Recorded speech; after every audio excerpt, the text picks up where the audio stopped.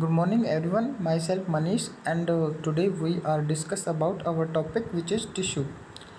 तो आज हम टिश्यूज़ के बारे में स्टडी करेंगे कि टिश्यूज़ होते क्या हैं, हमारे बॉडी के अंदर कितने टाइप के टिश्यूज़ पाए जाते हैं, क्या क्या उनका फंक्शंस होता है एंड क्या क्या उनकी शेप और साइज़ और स्ट्रक्चर होती है। तो आइए हम स्टार्ट करते हैं। The tissue of the body consist of large number of cells. जो हमारी बॉडी के जो टिश्यूज़ होते हैं बहुत सारी सेल्स से मिलकर बने होते हैं and they are classified according to size shape and functions of the cells. जो ये टिश्यूज़ क्लासिफाइड करे जाते हैं वो साइज शेप एंड फंक्शंस के अकॉर्डिंग करे जाते हैं। These are four main type, ये मेनली चार टाइप के होते हैं। एपिथेलियल टिश्यू और epithelium, connective tissue, muscle tissue and nervous tissue. तो आगे हम बात करते हैं एपिथेलियल टिश्यूज़ की।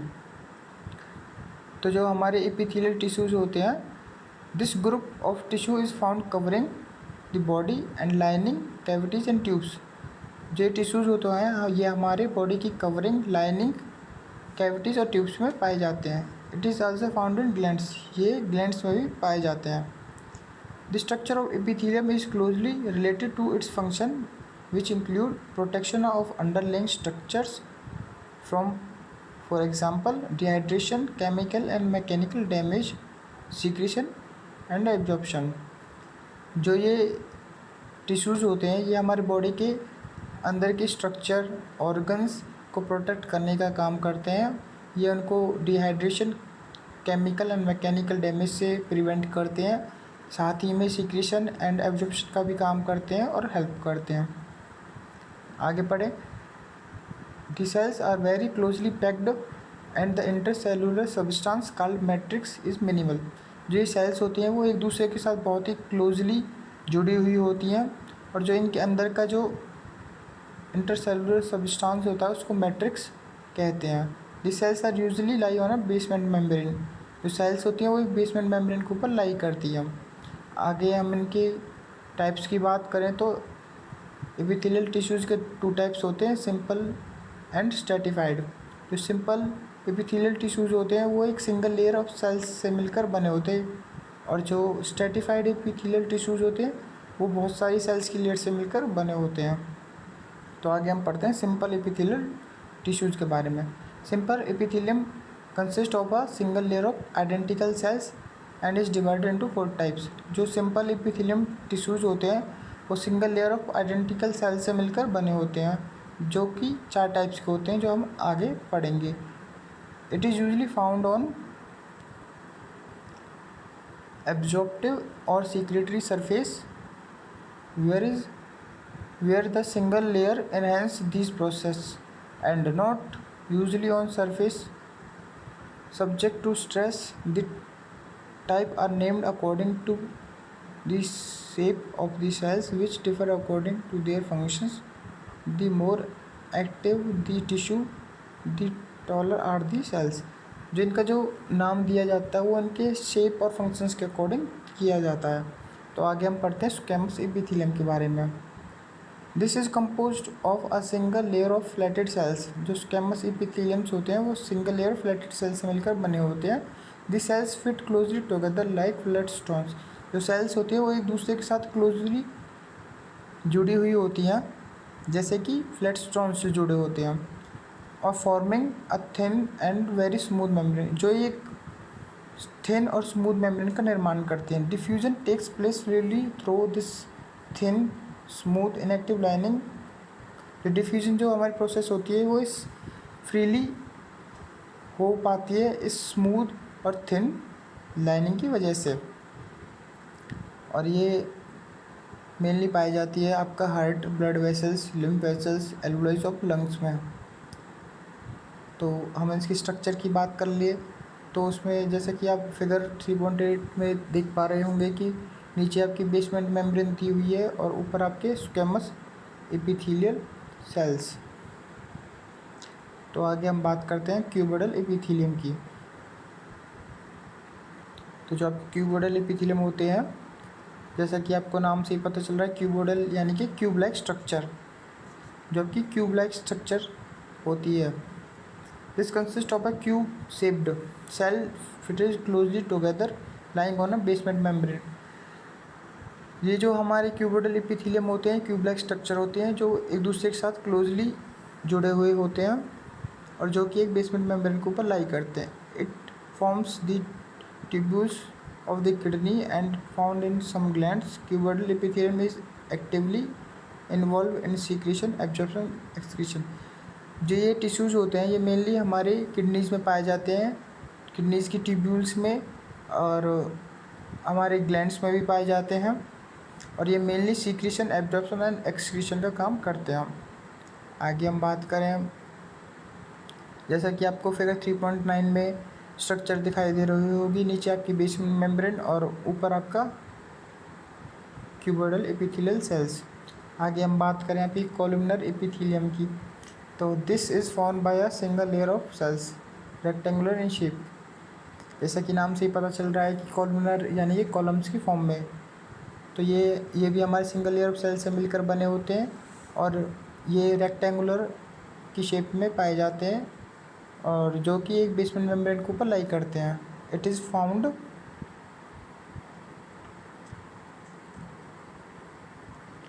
Is found lining the organ of the alimentary tract and consist of a mixture of cells.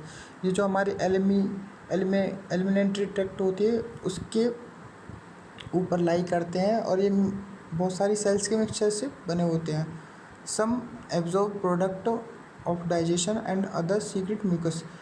जो कुछ सेल्स होती हैं वो हमारे जो डाइजेशन का जो प्रोडक्ट होता है उसको एब्जॉर्ब करने का काम करती हैं और कुछ म्यूकस को सिक्रेट करने का। Mucus is a thick substance secreted by modified columnar cells called goblet sales.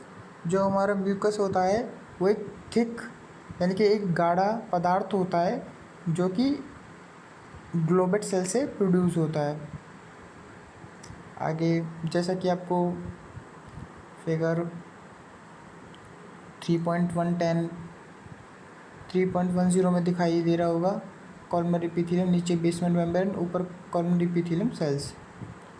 तो आगे हम बात करते हैं सीलिएटेड एपिथेलियम की। दिस इज, जैसा कि नाम से पता चला, सीलिएटेड यानी कि सीलियाज, इनके ऊपर सीलियाज प्रेजेंट होते हैं। Ciliated epithelium, this is formed by columnar cells each of which has many fine hair like process called cilia. ये बेसिकली हमारे कॉलमनर एपिथेलियम की ही तरह होते हैं, बस इनके ऊपर सीलियाज प्रेजेंट होते हैं जो कि एक हेयर लाइक स्ट्रक्चर्स होता है। आगे हम बात करें तो the cilia consist of microtubules inside the plasma membrane that extend from the free border of the columnar cell. The wave-like movement of many cilia propels the content of the tubes which they line in one direction only. Ciliated epithelium is found lining the uterine tubes and most of the respiratory passage. In the uterine tubes, the cilia propels over towards the uterus and in the respiratory passage they propel mucus towards the throat. Basically ये कहता है कि जो हमारे ciliated epithelium होते हैं वो हमारे यूट्राइन ट्यूब्स में, रेस्पिरेटरी पासेज में पाए जाते हैं जो कि वन वे मूवमेंट करते हैं, जो कि हमारे यूट्राइन ट्यूब्स में ओवम को यूट्रस तक ले जाने का काम करते हैं, यानी कि उनको मूवमेंट प्रोवाइड करते हैं ओवम को। और हमारे जो रेस्पिरेटरी पासेज होते हैं उसमें म्यूकस को मूवमेंट करते हैं। और आगे हम पढ़ते हैं स्ट्रेटिफाइड एपिथेलिया की। तो वहीं आगे बढ़ने से पहले हम एक बार सीलिएटेड एपिथेलियम के डायग्राम के बारे में डिस्कस करते हैं। जैसा कि आपको फिगर 3.11 में दिखाई दे रहा होगा, नीचे आपका बेसमेंट मेम्ब्रेन, ऊपर आपका कॉलमनर एपिथेलियल सेल्स, बीच में आपका न्यूक्लियस दे रखा है और ऊपर टॉप पे आपका सीलियाज प्रेजेंट है। तो अब आगे हम बात करते हैं स्ट्रेटिफाइड एपिथेलिया की। Stratified epithelia consist of several layer of cells of various shapes. जैसा कि हमने पहले ही बात किया था कि जो स्ट्रेटिफाइड एपिथेलिया होता है वो बहुत सारी सेल्स के लेयर से मिलकर बने होते हैं। The superficial layer grow up from below basement membrane are usually absent, जो बेसमेंट मेम्ब्रेन होती है इनके अंदर वो एब्सेंट होती है। The main function of certified epithelium is to protect underlying structure, जो इनका मेन फंक्शन होता है वो होता है इनका जो हमारे अंदर के जो पार्ट्स हो गए, बॉडी पार्ट्स हो गए, उनको प्रोटेक्शन प्रोवाइड करना from mechanical wear and tear, mechanical wear और टीयर से प्रोटेक्शन प्रोवाइड करना। These are two types, stratified squamous and transitional. आगे हम बात करते हैं स्ट्रैटिफाइड स्क्वेमस एपिथेलियम की। This is composed of a number of layer of cells of different shapes representing newly form and mature cells. जो stratified squamous epitheliums होते हैं वो नंबर ऑफ लेयर्स से मिलकर बने होते हैं, जिनकी शेप्स होती है वो डिफरेंट होती है, डिफरेंट शेप्स होती है, जो रिप्रेजेंट करते हैं newly formed and mature cells को। In the deepest layer cells are mainly columnar and as they grow towards the surface they become flattened and then the sheds. जो ये सेल्स होती हैं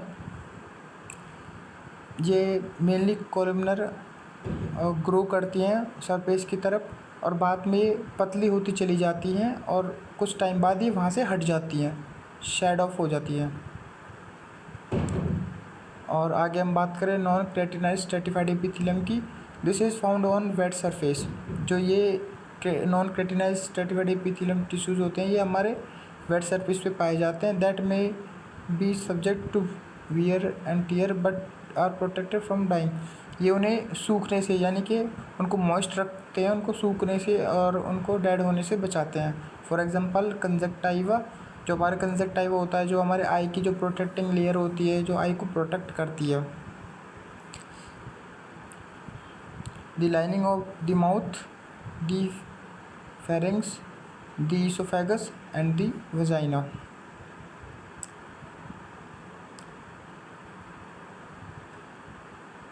जैसा कि आप फिगर 3.12 में देख पा रहे होंगे, स्ट्रैटिफाइड एपिथेलियम, नीचे आपका कॉलमनर सेल्स हो गई, इसमें बेसमेंट मेम्ब्रेन एब्सेंट है, ऊपर आपकी स्क्वेमस सेल्स हो गई। आगे हम बात करते हैं keratinized stratified epithelium. This is found on dry surface. जो केराटिनाइज्ड स्ट्रैटिफाइड एपिथेलियम होते हैं वो ड्राई सरफेस पे पाए जाते हैं। That are subject to wear and tear, that is skin, hair and nails. जो ये पाई जाती है मेनली हमारे स्किन, हेयर और नेल्स में पाई जाती हैं। The surface layer consist of dead epithelial cells to which the protein keratinised. ये मेनली जो सेल्स होती हैं ये डेड होती हैं, ये केराटिन प्रोटीन से मिलकर बनी हुई होती हैं। This form are tough relatively waterproof protective layer that prevents drying of the underlying live cells. जो सेल्स होती हैं ये बहुत ही टफ होती हैं, हार्ड होती हैं और वाटरप्रूफ होती हैं। जो हमारी जो अंदर की जो लाइव सेल्स होती हैं ये उनको डैमेज होने से और मरने से उनको बचाती हैं। The surface layer of skin is rubbed of and is replace from blue. और आगे हम बात करें ट्रांजिशनल एपिथेलियम की, तो this is composed of सर्वल layer of pear shaped cells. जो हमारे ट्रांजिशनल एपिथेलियम्स होते हैं वो हमारे सर्वल लेयर सेल से मिलकर बने होते हैं, जिनकी जो शेप होती है पियर लाइक होती है। And is found lining the urinary bladder. और ये मेनली यूरिनरी ब्लैडर की लाइनिंग पे पाए जाते हैं। It allows for stretching as the bladder fills. और ये ब्लैडर को स्ट्रेच और रिलैक्स करने का काम करती है। जैसा कि आप फिगर 3.13 में देख पा रहेंगे, A relaxed and B stretched. So our topic is finished and thank you.